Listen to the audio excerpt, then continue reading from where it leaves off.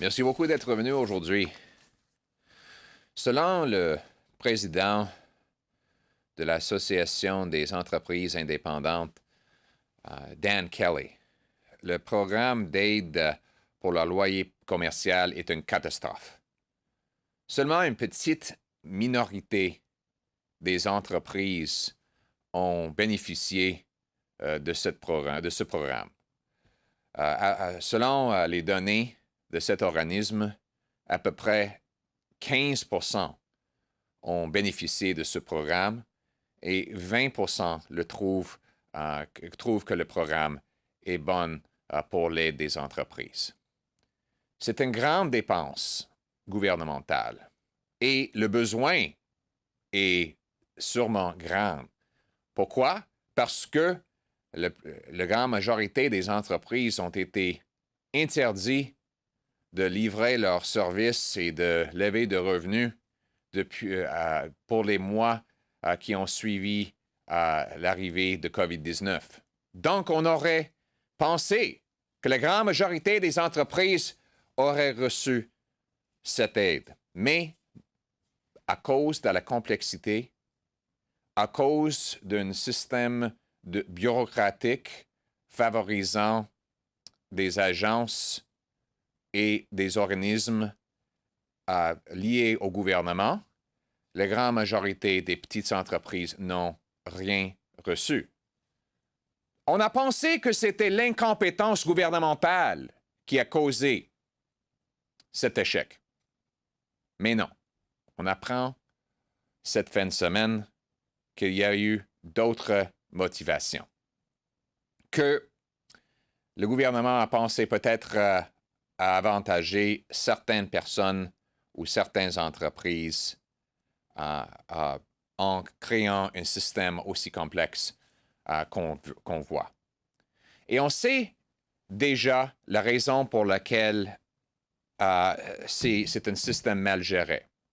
Le gouvernement a décidé de ne pas donner la gestion de ce programme à l'Agence du revenu du Canada, qui avait déjà établi des subventions salaires et qui aurait pu simplement ajouter cette tâche à ses responsabilités, en faveur de donner ce programme à une agence qui n'a rien à voir avec le loyer commercial. Cette agence existe pour la seule raison de livrer le logement social, le logement abordable.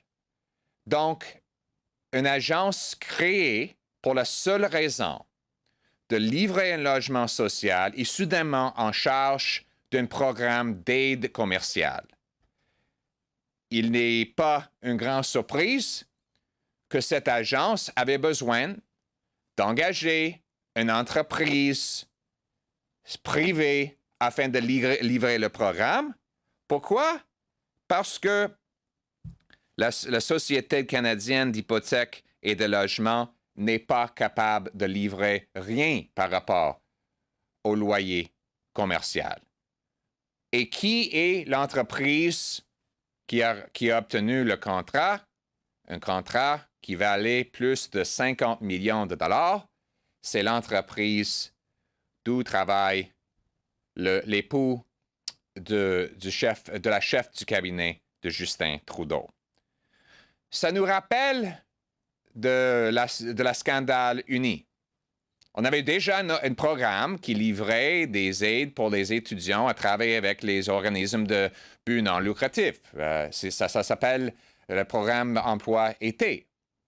Mais on a changé le mot emploi pour bénévole payé afin de justifier de donner ce programme à un organisme privé, l'organisme uni, qui a, par coïncidence, payé à peu près un demi-million de dollars en frais et dépenses à la famille Trudeau. Donc, on voit encore un autre exemple où le gouvernement crée un système très complexe qui n'est pas nécessaire afin d'acheminer l'argent vers des organismes privés qui peuvent profiter à une grande dépense gouvernementale. Donc, on apprend aujourd'hui, cette fin de semaine, encore que l'époux de la chef du cabinet de Justin Trudeau, il travaille pour une entreprise ayant reçu un contrat d'au moins 50 millions de dollars. Et les conservateurs veulent savoir la vérité. Premièrement, nous les conservateurs, nous revendiquons que le comité des finances tient des séances pour apprendre comment ce contrat et cette décision a été livré. Deuxièmement, nous allons demander à la commissaire de lobbying si l'entreprise MCAP ou M. Silver ont suivi toutes les règles nécessaires par rapport à l'enregistrement du lobbying. Nous voulons savoir, 1, si l'organisme ou M. Silver aurait dû enregistrer, et 2, s'ils avaient enregistré. Et nous voulons que le commissaire de lobbying enquête là-dessus. Donc, encore, on voit des programmes qui coûtent cher, qui favorisent des organismes privés avec des liens au gouvernement Trudeau, au lieu des programmes simples qui livrent directement les bénéfices aux Canadiens. Now in English. You know, they say that complexity is the refuge of the scoundrel. And so often when governments make programs unnecessarily complicated, it's not out of incompetence, it's because somebody stands to benefit from all of the complexity. We know that with the We controversy, for example. The Prime Minister claimed he wanted to help young people serve charities, and he needed a program to do that. Well, we already had a program called the Canada Summer Jobs Program. The problem for him, though, was that it was delivered by public servants, not by his friends. And so he created this phony oxymoronic concept of the paid volunteer so that he could justify outsourcing this pre-existing program to an organization that just happened to have paid $500,000 to his family. Well, this weekend we learned that more unnecessary complexity benefited a firm with links through its executives to the Prime Minister's office. The Prime Minister the government created a rental assistance program, which the Canadian Federation of Independent Business says has been a disaster, helping barely 15% of businesses. You'd think that all businesses would be in need given that they were shut down for almost 100 days during the COVID crisis, but only a very small minority were able to access it because it is so complicated and confusing. And what made it so complicated and confusing is that it was outsourced to a government corporation that has no involvement whatsoever in commercial rent. CMHC, which is strangely running this program, exists for the sole purpose of providing affordable housing, not commercial real estate. And of course, that agency was not able, therefore, to deliver the program and needed to subcontract it. And who got the subcontract? Well, a firm whose senior vice president is the spouse of the Prime Minister's chief of staff. Now, of course, the easy way to deliver this program would have been through CRA. CRA already had a program stood up to deliver a wage subsidy. Businesses just needed to apply, showing their revenues were down 30%, and they could get up to 75% of their payroll reimbursed by CMHC. All the machinery is in place. There's an application portal. CMHC has the ability to deposit monies directly into the accounts of small businesses, and nothing would have been different here. Businesses would simply have shown that they met the eligibility by demonstrating their revenues were down 70%, submitting their rent bill to CRA, and CRA could have deposited the money in their accounts. But no, strangely, the government said, we won't go through the established mechanism that's already in place. We will give it to a crown corporation that has no experience whatsoever in commercial real estate, and that corporation will, of course, have to contract out the administration. And who will get the contract? Well, we find out that it's a company whose senior vice president is the Prime Minister's chief of staff's husband. Now, this contract is at least $56 million.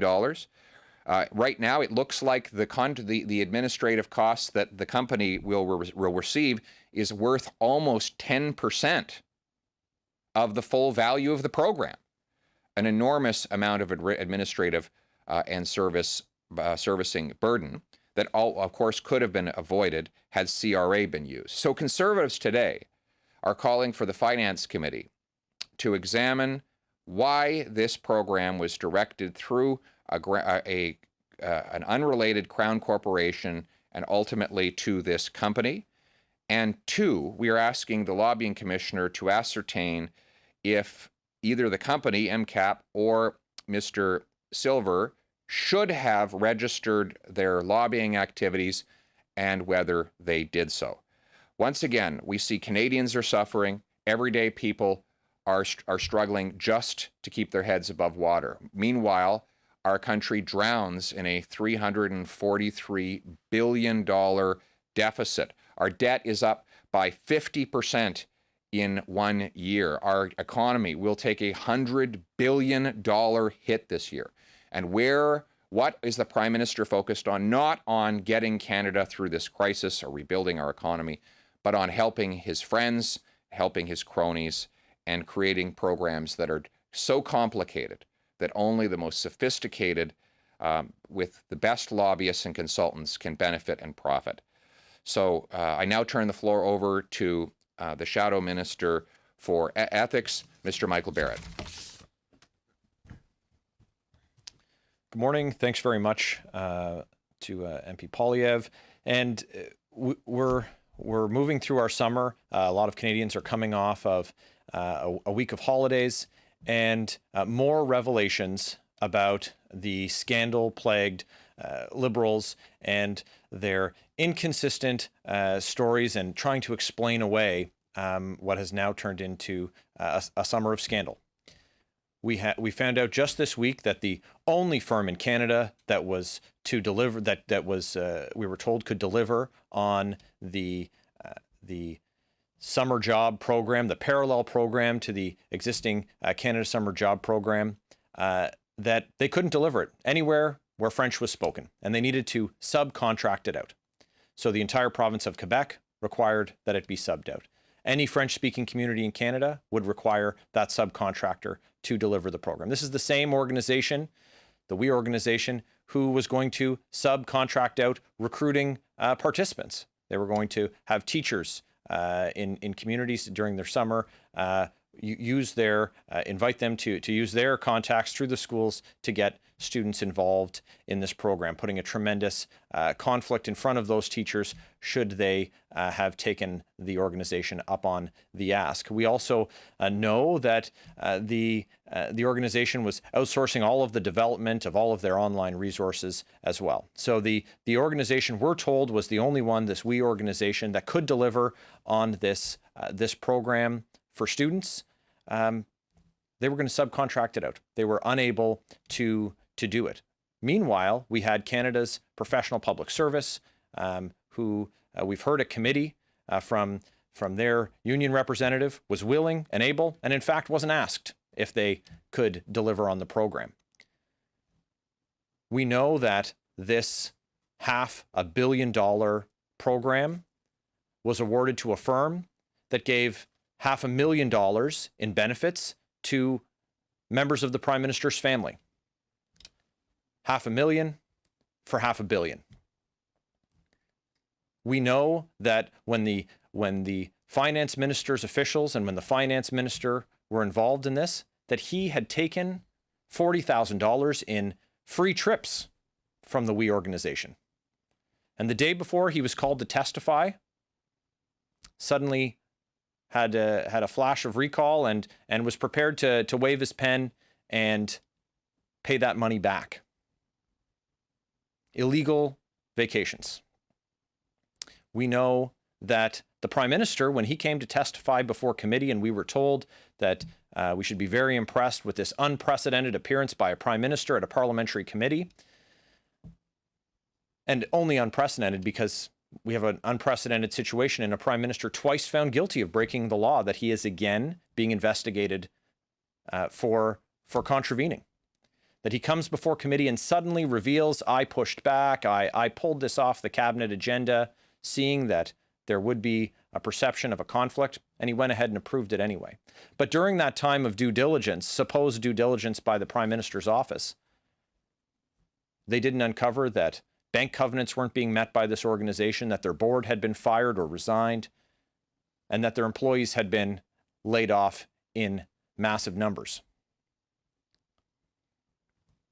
We've heard that the Prime Minister and ministers are sorry. Well, sorry means that they need to take responsibility for this. We haven't seen that yet. The Finance Minister has said that he accepted illegal vacations, and based on the Prime Minister's actions, that's okay.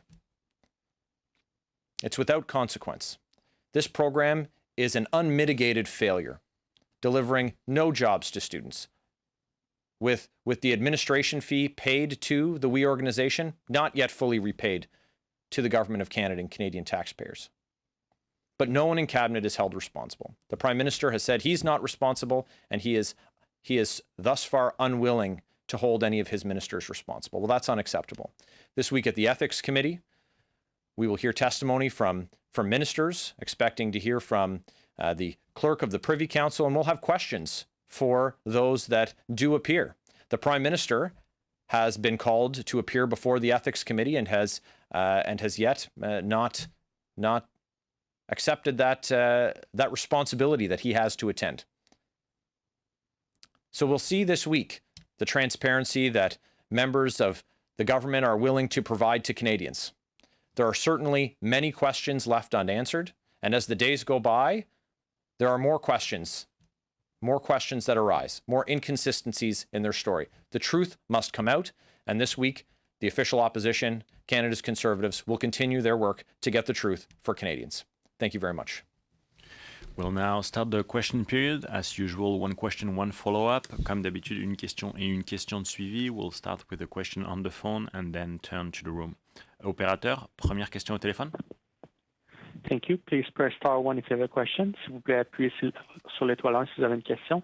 La première question de Mary Walsh, Globe and Mail. The first question from Mary Walsh of the Globe and Mail. Hi there. I'm wondering if you can explain to me what, if anything, you think is wrong or inappropriate with the rent relief program being administered by the company that employs Rob Silver. Well, to start with, it may seem like an administrative detail, but it's fundamental to both the WE scandal and today's controversy. And that is that we already had, within the public service, the capacity to deliver this. We know that because CRA is already delivering the wage subsidy. Why couldn't CRA simply have delivered the rent subsidy? The two have very similar mechanisms of delivery. The business applies, CRA deposits the money into the bank account of the business. There's vast IT systems, there's data, there's access to direct deposit, all of the things that you would have needed to deliver a rent subsidy to businesses in need already exist within CRA. But once again, just like in the WE controversy, the government directed the project outside of the relevant department in order, it appears, to favor a private interest at the cost of the public interest. So we want to know how that decision happened. Who pushed this multi-billion-dollar program out of the department where it belonged so that it would be contracted to a company that just happened to have as its senior vice president the husband of the Prime Minister's chief of staff. We want to know everything that led up to that decision. We want to know who in the PMO was involved in doing that. There are serious consequences for Canadians. The program's a disaster because it's been contracted out. It has helped a tiny minority of businesses that needed it, and roughly 10% of the costs are going to be gobbled up by administrative fees. So that's a summary of why we think that the government was wrong in directing this program to a business that had the Prime Minister's Chief of Staff's husband as its senior vice president. And as a follow-up, neither Mr. Silver nor MCAP Mr. Silver is not registered as a lobbyist. MCAP does not have any registered lobbyists. Have you already sent a request to the lobbying commissioner for an investigation? And why does that matter if the CMHC says that Mr. Silver was not involved in the negotiations around this? So the first question is, have we sent a request to the lobbying commissioner? No, we intend to do that tomorrow. And you say, why does it matter? The answer is that we need to know if Mr. Silver or MCAP did any communications that are with any part of the federal government that they should have registered for, and if they did such communications, did they register? We can't find any evidence of registered lobbying activity. We know that Mr. Silver did meet with CMHC, the agency that was strangely contracted to deliver this program. He met with them on June 22nd. I could not find any registry of that meeting. That we need to know if that meeting did involve lobbying. If it did, then one ought to have registered. But we don't know yet, and we're going to ask the lobbying commissioner to find out. Opérateur, prochaine question au téléphone. La prochaine question est de Libertium de la presse canadienne. The next question is from Libertium from the Canadian Press. Please go ahead. Yes, thank you. I wanted to ask about the documents that were supposed to be tabled with the Finance Committee. Can you say whether those documents have been tabled as requested by the committee, and have you seen them? Have you been given access to them? They have been. The government has shared some documents with the public servants at the Finance Committee, but they are being vetted to make sure that no cabinet confidences or personal information is included in the text we receive. So once the public servants at the Finance Committee have had a chance to review the documents, they'll be given to us, but we don't have them yet. Okay. And on the issue of Rob Silver and the rent program, I understand that Katie Telford basically recused herself from that decision, put up some I guess walls to not be involved in that decision. Is that your understanding as well? And does that have any impact on your views of this case? Well, it depends what decision you're talking about. She says that she created an ethical wall to avoid being involved in whenever her husband's company came up. That may or may not be true. We'll take her at her word. But there's another decision, and that is the decision to take this program and hand it over to a Crown corporation that had no ability to deliver it. And we want to know who in the PMO is involved in that. Because that was ultimately the decision that led this company to get the contract.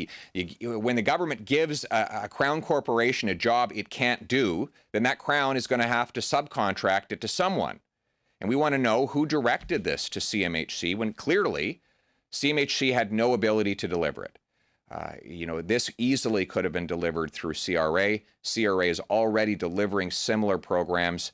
I want to know who in the PMO intervened to reroute this program over to this agency, which required it be subcontracted. And of course, the company that got the subcontract has a senior VP that is married to the Prime Minister's Chief of Staff. Opérateur, prochaine question au téléphone. Thank you. La prochaine question est de Annie Bergeron-Oliver de CTV National News. The next question is from Annie Bergeron-Oliver from CTV National News. Please go ahead. Hi there. You mentioned that you want the Finance Committee to launch an investigation. I'm just wondering, who do you intend to call, and what specifically are you hoping to get out of an investigation in terms of information and in terms of the government's response to it? Well, we want all the players who are involved in this contract to be summoned to testify. That would include Mr. Silver. It could include Ms. Telford. It will almost certainly include CMHC. And what we want to find out is why this multi-billion-dollar program was hived off from the public service, given to a Crown corporation that couldn't run it, and therefore subcontracted to a company that has as its senior VP the spouse of the Prime Minister's Chief of Staff. That's what we want to know. We also want to know why the program has been such a complete and utter disaster, with almost no businesses benefiting. Because I think 15%, and clearly the program was designed not to help small businesses get through the shutdown, but to favor the interests of those who are close to the Prime Minister.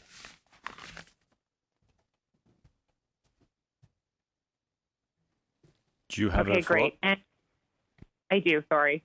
You have called on the Prime Minister to resign, but if that happens, it would likely mean there would need to be an election down the line. But a new Nanos poll says that a majority of Canadians don't want an election at all during COVID-19. So I'm wondering, without the public support behind an election, is the opposition's ability to hold the government to account weakened? No, we're not asking for an election. We have never asked for an election. We are using the tools that Canadians gave us by making us the strongest and biggest official opposition in 4 decades to hold the government to account. We are using the tools of a minority parliament where opposition parties have a combined majority to force answers to questions. We want Parliament to be an accountability machine.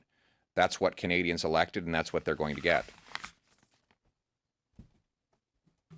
We'll now turn to the room. CBC. Hi, thanks for holding this avail. David Thurton from CBC News. Are you really calling this incident involving Katie Telford and her husband a scandal? It seems like you just have more questions and you're not yet calling it a scandal, even though you billed this at this news conference as a summer of scandal, the summer of Liberal scandal. So is it just that you just have questions, or are you ready to call this a scandal? You want to jump in? Well, we know that the we controversy represents a scandal, but we need more answers to these questions about this $56 million contract before we will use that word. We're being very judicious in our choice of words, but right now we want answers to these questions. We're going to use our committee powers and the lobbying commissioner to get those answers. One scandal I'd like to get your take on, and I don't think the Conservative Party has really spoken about this, is the one involving the Governor General. CBC has done some reporting about allegations of a toxic workplace and spending that a lot of Canadians probably are not comfortable with. Do you have anything to say about that? I had the opportunity to take a question on that issue from one of your colleagues actually at a previous avail, and maybe that was all that we've said to this point about it. But nothing has changed in that respect. Every Canadian is entitled to a workplace that is free from harassment, intimidation, any inappropriate behavior, and certainly Canada's public servants are entitled to that. The office of the Governor General and their staff, it should be revered by everyone in Canada. Certainly, as Canadians, we hold the role of the vice regal close to our hearts. It's our connection to our past. in this case, these allegations have exposed a failure, a breakdown in the system where people who had concerns, legitimate concerns, were not able to have them remedied by someone outside of the individuals with whom they were making the complaints against. So this is one of the things that Parliament should be looking at. One of the reasons why, with so much going on, that the official opposition did call for Parliament to sit this summer. This is one of those issues that could be examined. Now, PCO has said that they're launching an investigation, but it's also a larger question of what those mechanisms are that are in place with respect to the spending that's gone on. We have concerns about any time we hear about unnecessary or imprudent spending by people who hold public office, and we've seen that this summer when we found out that the Prime Minister was having a mansion built in secret at Harrington Lake.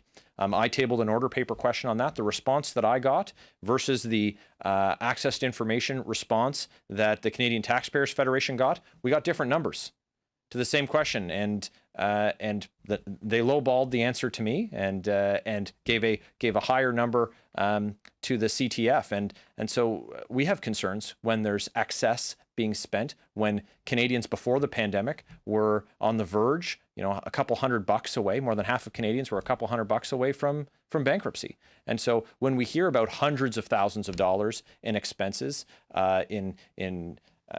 for luxuries or for things that, maybe don't even make a whole lot of sense, extra staircases and things like that, I think that deserves public scrutiny. This is exactly the kind of thing that, parliamentary committees like Public Accounts should be taking a look at. And so there's going to be a stream of work opened up for parliamentary committees as a result of that. And now we're going to have to see what the process that PCO has launched will uncover with respect to the issues concerning the work environment at Rideau Hall. The process for appointing the Governor General is done on the advice of the Prime Minister by Her Majesty the Queen, and that the terms of that are constitutionally set. And at this point, there's a process that's unfolding that is going to determine the veracity and severity of the claims that have been made. And once that investigation, that process has concluded, then it'll be a good time for us to consider next steps. Thanks. Now back to the phone. Operator, do we have a next question? We have another question from Mariky Walsh from the Globe and Mail. Nous avons une autre question de Mariky Walsh, Globe and Mail. I just wanted to go back to the documents that we had initially expected this weekend. Are you concerned that the NDP motion, which allows for redactions from the law clerk as well as the parliamentary council, could we be weeks away from getting these documents, or are you expecting them sooner? We don't know. We've asked. They have not given us a timeline. I am a little worried that some of the wording in the motion might have encouraged the government to err on the side of secrecy. The Prime Minister abused the concept of cabinet confidence during the SNC-Lavalin scandal. It would not be beyond him to do it again. So we want the law clerk to tell us, we want to know, at least see how many redactions there were. And we may ultimately ask for members of Parliament from each party to swear an oath and view those redactions in private to make sure that nothing was redacted that should have been made public.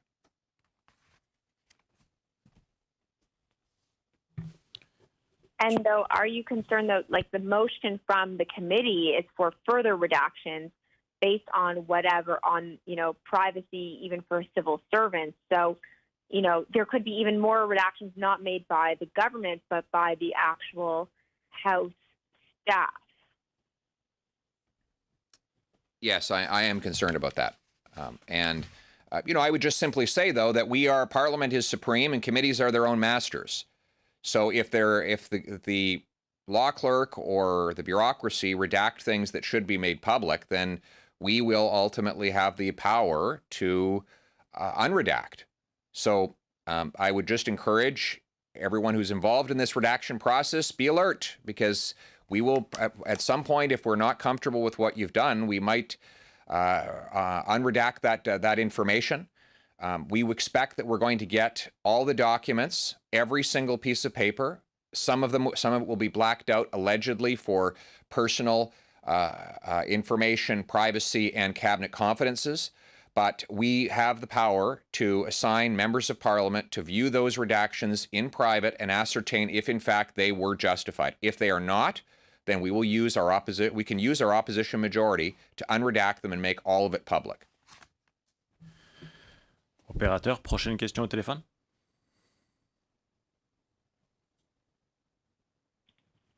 Nous n'avons plus de questions en ligne. Is there any more question in the room? Thank you very much. Thank you.